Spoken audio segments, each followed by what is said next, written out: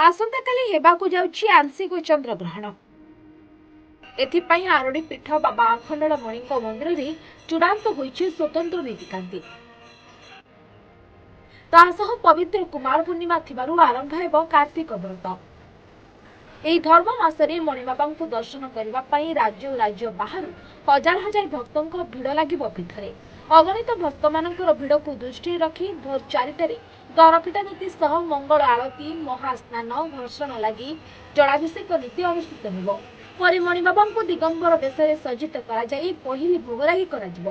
ଚନ୍ଦ୍ରଗ୍ରହଣ ପାଇଁ ଅପରାହ୍ନ 4ଟାରୁ ପାକତ୍ୟାଗ ଆରମ୍ଭ ହେଉଥିବାରୁ ଗ୍ରହଣ ସର୍ବମୁଖ୍ୟ ପର୍ଯ୍ୟନ୍ତ ମଣିବାବାଙ୍କ ଦର୍ଶନ ବନ୍ଦ ରହିବା ସହ ସମସ୍ତ ଦ୍ୱାର ବନ୍ଦ ରଖାଯିବ। ସେଥିପାଇଁ ସମସ୍ତ ନୀତିକାନ୍ତି ପାକତ୍ୟାଗ ପୂର୍ବରୁ ସାରିବାକୁ ଉଭୟ ମନ୍ଦିର ପ୍ରଶାସନ ଓ ସେବାୟତଙ୍କ ମଧ୍ୟରେ ଆଲୋଚନା କରାଯାଇଛି। ଅପରାହ୍ନ 4ଟାରେ ବାଟୁଳା ନୀତି ସମ୍ପନ୍ନ କରାଯାଇ ପହୁଡ଼ କରାଯିବ ବୋଲି ପାଳିଆ ସେବାୟତଙ୍କ ଦ୍ୱାରା ଆଲୋଚନା କରାଯାଇଛି।